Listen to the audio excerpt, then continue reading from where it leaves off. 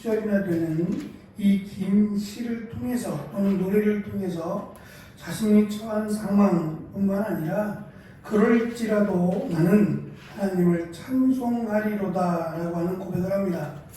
찬송이라고 하는 것은 단순한 노래가 아닙니다. 다윗의 또는 우리의 찬송은 노래를 부르면서 스트레스를 해소하거나 그런 것을 찬송이라고 말하지 않습니다.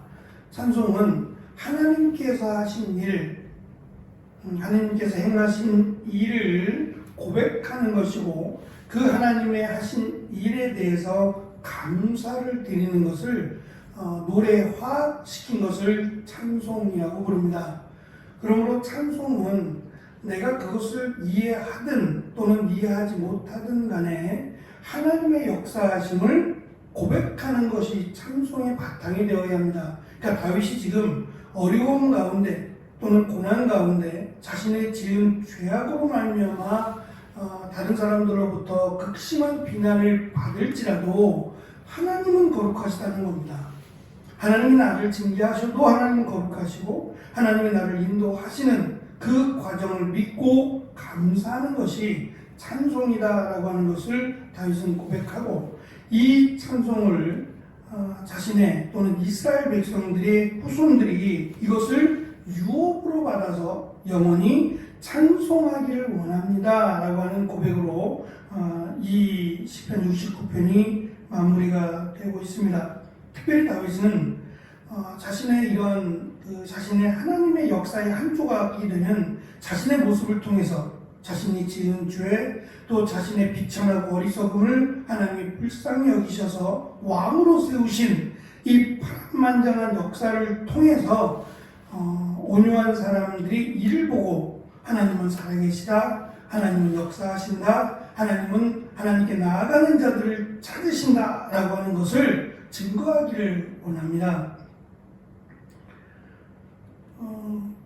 잠시 남아공에서 같이 공부했고 여의치 않아서 실천 신학을 상담학을 전공하셨던 분이라 미국으로 다시 들어가셔서 미국에서 마지막 과정 임상이죠. 임상 과정을 미국에서 하고 박사학위를 받으신 목사님이 있어요. 저랑 성이 똑같은데 그 최 목사님이 하는 얘기입니다. 나이는 저보다 좀 어린데 그 최 목사님이 이 상담학을 전공하고 또 많은 분들을 상담하고 또 치료하고 할 때에 이분이 이제 개인적으로 그냥 우리들한테 하는 말이에요. 상담학의 기본이 들어주는 거래요. 경청이랍니다. 그래서 나름대로 심각한 문제를 이제 한 보따리 가지고 와서 심각한 마치 자신에게는 낭떠러지와 같은 이런 심각한 문제를 한 보따리 갖고 와서 선생님 제가 이렇게 상담을 요청합니다 라고 해서 이 보따리를 풀어놓는데요.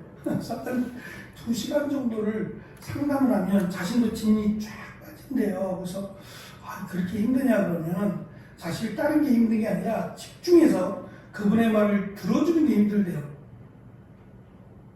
그냥 뭐 듣거나 말하거나 말거나 그게 아니라 이분이 하는 말 그냥 호응해 주는 거예요. 그렇군요.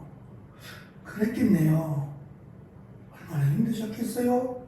라고 하는 그분이 하는 말들을 듣고 2시간 동안 거의 2시간 가까이를 같이 이렇게 듣다 보면 나는 아무것도 한 게 없는데 그냥 들어주기만 한 건데도 진이 빠진대요. 근데 흥미로운 것은 이 2시간을 얘기하고 본인이 답을 찾아요. 거의 다가 2시간을 얘기하는 동안 답을 찾아간대요.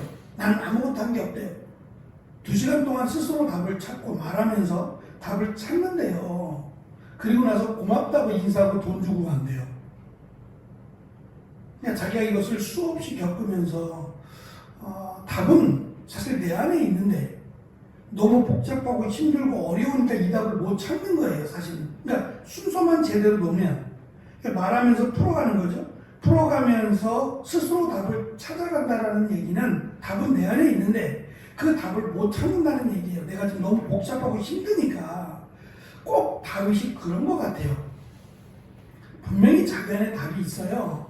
그 답을 지금 찾아가는 듯한 느낌을 받는단 말입니다. 이 시를 그 자신의 글쎄 응어리 줬다고 말하기는 좀 그렇지만 솔직히 믿음이 없다면, 신앙이 없다면 하나님을 원망할 거예요. 근데 다윗은 분명히 알고 있거든요. 이것이 어떻게 해서 자기에게 온 것이라는 것을. 조금 과하다 싶을 수도 있고, 그래도 자기는 왕인데 라고 하는 그런 여러 가지 부분들이 때로는 하나님 이건 좀 너무하시는 거 아닙니까? 라고 말할 수도 있어요. 이런 것 때문에 사실은 힘든 건데, 그 힘듦이 하나님 앞에 자신의 살아왔던 과정을 고백하고, 또 자신의 처한 상황, 누구도 나를 도와줄 수 없고 자신의 그 연약함을 하나님 앞에 고백하면서 답을 찾는 거예요. 그 답은 하나님은 역사하신다라고 하는 답이에요. 말씀드린 것처럼 이어령 교수가 마지막 돌아가시기 3년 전에 국민일보에서 고 이병철 회장이 질문했던 20여 가지의 질문이에요. 30년 전에 질문했던 겁니다. 그 질문에 대한 답을 돌아가셨지만 신부님이 답을 했어요. 그럼에도 이제 다시 그 기자가 이어령 교수, 죽음을 앞두고 있는 항암 치료를 받고 있고 항암 치료를 거부했어요. 그러니 죽는다는 것은 분명하죠. 그 죽음을 목전에 두고 있는 이어령 교수를 찾아가서 이 고 이병철 씨가 했던 이 인생에 관한 또는 종교에 관한 질문에 대한 답을 해주시면 어떻습니까? 라고 요청을 했을 때에 허락을 했단 말입니다. 그 허락을 하면서 특별히 기자가 이제 대면하면서 질문을 던졌어요. 코로나에 대해서 어떻게 생각하시고 기독교인들이 코로나의 문제를 어떻게 풀어나가야 됩니까? 라고 하는 질문을 던졌더니 이분이 간략하게 세 가지를 이야기합니다. 첫째는 과거에도 이 코로나보다 더한 패스트라고 하는 질병이 있었어요. 이 패스트라는 질병이 있었을 때에도 교회가 욕을 먹었다는 거예요. 기독교가 욕을 먹었다라고 하는 것을 강조하면서 세 가지를 이야기합니다. 첫째는 인간이 쌓아 올린 문화와 문명이 이 자연재해 앞에서 얼마나 허무한지를 우리가 깨달았다는 거예요. 바벨탑을 쌓았는데 그 바벨탑이 한순간에 무너지는 것을 보았다는 거죠. 그러므로 우리는 역시 하나님께로 돌아가야 된다라고 하는 것을 깨달았다라고 하는 것을 설명하고, 두 번째는 인간에게 있어서 가장 중요한 거, 가장 우선순위를 놓치고 살아왔는데, 그래서 막 달려만 갔는데 이 코로나를 통해서 생명에 대한 존재, 생명 존재에 대한 고귀함을 깨달았다는 거예요. 그러니까 가장 중요한 것은 생명이구나, 죽음 앞에서 인간은 아무것도 아니구나 라고 하는 것을 깨달았다라고 하는 설명입니다. 세 번째는 무엇보다 이 기독교 또는 기독교 국가가 가장 많은 시련을 겪었다는 거예요. 우리나라도 그렇지만 코로나를 통해서 기독교가 부패했구나, 기독교가 본질을 잃었구나라고 하는 것을 깨달았다는 거예요. 그래서 패스트가 지나가고 나서 종교개혁이 일어납니다. 다시 복음으로 다시 돌아가자라고 하는 종교개혁으로 말미암아 기독교가 훨씬 더 순수해지고 정화된 기독교가 탄생하게 되었다. 그러므로 이 코로나를 통해서 기독교가 오히려 더 정리할 것은 정리하고 가장 소중한 복음으로 돌아가는 일에 다시 그 출발이 되어질 것이다 라고 하는 말을 했습니다. 기독교의 생명은 교회의 크기에 있지 않아요. 교회의 영향력에 있지 않습니다. 무시할 수는 없어요. 교회의 영향력을 무시할 수 없고, 그런데 우리가 느껴지는 것은 지금 국회에도 국회의 거의 3분의 1 가까운 사람들이 기독교인이라고 말하고 있어요. 근데 우리가 거기에 무슨 기대를 하겠냔 말이에요. 조창기도회도 있고 목사님들이 거기 출석하시는 분들도 많아요. 국회의원들 조창기도회 또는 대통령 조창기도회 그 있으면 뭐 하겠냔 말이에요. 그러니까 이렇게 해서 그 끼치는 영향보다 교회가 교회로서의 본질을 다할 때의 영향력이 훨씬 더 커요. 왜냐하면 인간은 죄인이 아닌 사람이 없어요. 크든 작든지 간에 다 죄인이란 말입니다. 이 죄의 본질은 하나님께로 나와야만 해결이 돼요. 그런데 나오지를 못하는 거잖아요. 왜냐하면 너나 나나 똑같다고 생각하니까. 교회도 부패했다고 생각하는데 교회로 오겠냔 말이에요. 교회의 생명은 교회의 크기나 영향력이 있는 게 아니라 하나님께 있음을 기억해야만 합니다. 하나님을 하나님으로 믿는다면 기독교는 그 자체가 생명이에요. 하나님 앞에서 두려움을 가지고 하나님을 온전히 믿겠다 하면 거기에 역사가 있고 거기에 능력이 있다라고 하는 것을 다윗도 고백을 하고 있고 기독교의 역사가 이것을 증명해 주는 거예요. 저도 나름대로 시간을 가지면서 제 개인적으로입니다. 제 개인적으로도 무언가 조금 지금까지 제가 목회를 해오면서 또는 지금까지 말씀을 준비해 오면서 약간의 디딤돌이라고 하면 조금 거할까요? 다음 주에 제가 개신대학원 대학교에 그때 바이블웍스라고 하는 프로그램으로 특강을 하러 간 적이 있어요.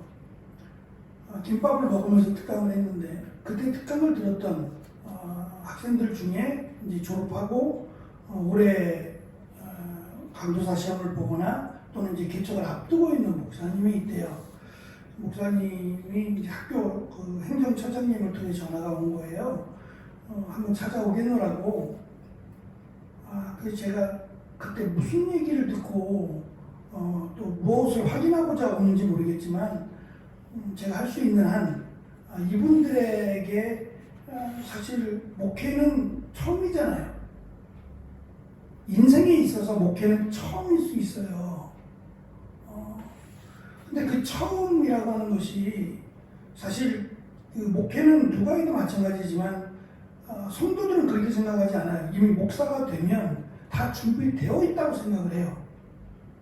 전도사님 때에는 전도사님이니까 라고 생각을 한단 말이에요. 아직 배우는 중이라고 생각하니까 신학교 다닐 때는 그러려니 전도사님은 아직 공부할 때고 뭐 배워야 되니까 라고 생각하고 넘어가지만 정작 목사님이 되고 나면 뭐 이 부분에 대해서는 전문가가 된 것처럼 다 아는 것처럼 생각을 한단 말이에요. 근데 실상은 그렇지 않잖아요. 배운 게 없다니까요. 그러니까 이런 것들에 대한 갭을 최소한 시켜주기 위해서 무언가가 좀 필요하겠다. 언제까지나 성도들을 붙들고 임상실험할 수는 없잖아요. 이렇게도 해보고 저렇게도 해보고 뭐 그럴 수는 없잖아요.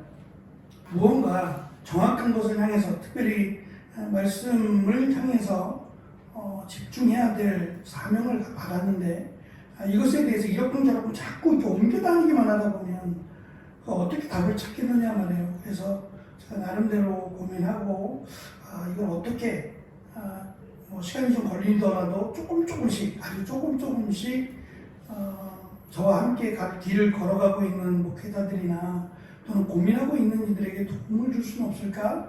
라고 하는 고민을 좀 하고 나름대로 이렇게 시작을 해보자 라고 하는 결론을 내렸습니다. 어찌됐든 간에 저는 그렇게 생각합니다. 다윗의 이 고백처럼 다윗이 지금 처한 상황이 어찌 보면 찬양할 수 있는 상황이 아니에요. 우리가 생각하는 찬양은 무언가 하나님의 은혜를 받고 무언가의 문제가 해결되고 내가 무언가 기쁨에 가득 찼을 때 찬양한다고 생각해요. 다윗은 그런 상황이 전혀 아니에요. 하지만 찬양을 해야 되는 게 맞다는 거죠. 왜냐하면 하나님이 하신 일이잖아요.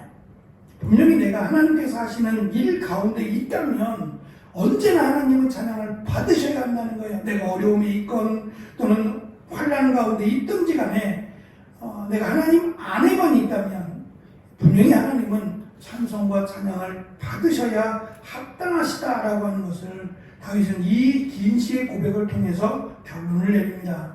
그래서 우리 인생 가운데 하나님 앞에 나아가서 기도하고 내가 처한 상황을 아뢰고 간구하고 중요합니다. 다 필요해요. 그러나 무엇보다도 하나님의 하나님 되심을 고백할 수 있는 것이 찬송이다, 찬양이다 라고 생각을 합니다. 그래서 찬송을 드리다 보면 내 마음의 깊은 곳에서 다시금 하나님께 가까이 나아가게 하는 은혜가 있어요.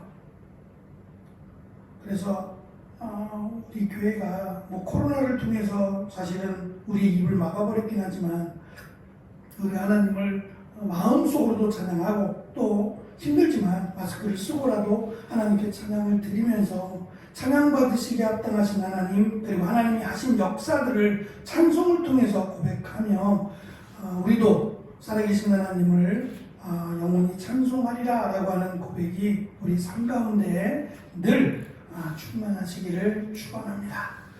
기도하겠습니다.